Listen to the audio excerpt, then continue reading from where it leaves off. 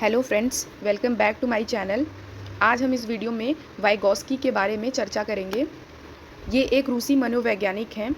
पिछले वीडियो में मैंने आपको जीन पियाजे के बारे में बताया था।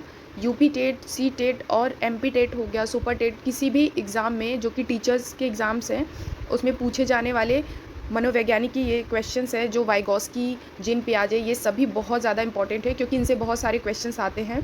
तो यहाँ आज हम शॉर्ट तरीके से वाइगॉस्की के बारे में चर्चा करेंगे। वाइगॉस्की एक रूसी मनोवैज्ञानिक थे।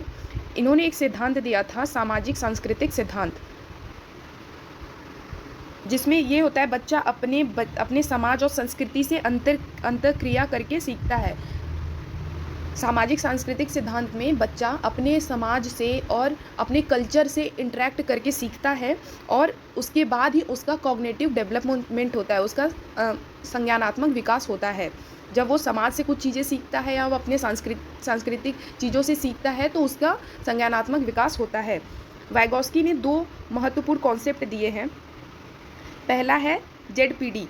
ये इसके क्वेश्चंस बहुत आते हैं, सीटेट में भी आते हैं। सीटेट में कॉन्सेप्चुअल क्वेश्चन आते हैं, लेकिन यूपी टेट में एकदम सीधे डायरेक्ट क्वेश्चन ही आते हैं। जेडपीडी का मतलब होता है जोन प्रॉक्सिमल डेवलपमेंट, मतलब बच्चे के वास्तविक विकास के स्तर तथा संभावित विकास के स्तर के बीच का अंतर ही जेडपीडी कहलाता है। एंड सेकेंड है स्कैफोल्डिंग। स्कैफोल्डिंग तो बहुत ही ज़्यादा इंपॉर्टेंट है।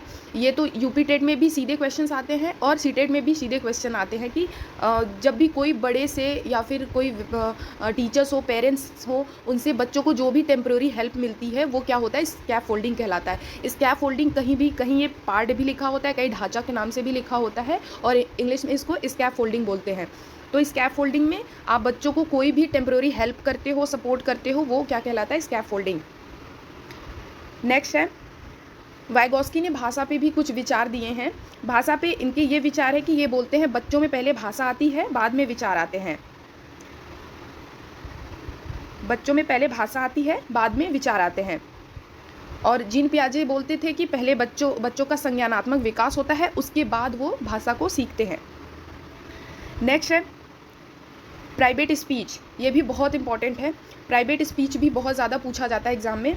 इसमें बच्चा अपने ही कार्यों को निर्देश देने के लिए भाषा का उपयोग करते हैं। मतलब जो भी बच्चा अपने मन से अकेले में बातें करता है वो क्या होता है, आंतरिक भाषा कहलाता है या प्राइवेट स्पीच। ये वाइगॉस्की ने कहा था कि बच्चे प्राइवेट स्पीच बोलते हैं, आप खुद से बातें करते हैं। और जीन पियाजे ने बताया था कि बच्चे नन्हे वैज्ञानिक होते हैं। तो ये रहा वाइगॉस्की के बारे में कुछ उनके इम्पॉर्टेंट पॉइंट्स। सो फ्रेंड्स, अगर आपको ये वीडियो पसंद आई होगी तो उसको लाइक करिए, शेयर करिए और सब्सक्राइब करिए। Thank you so much.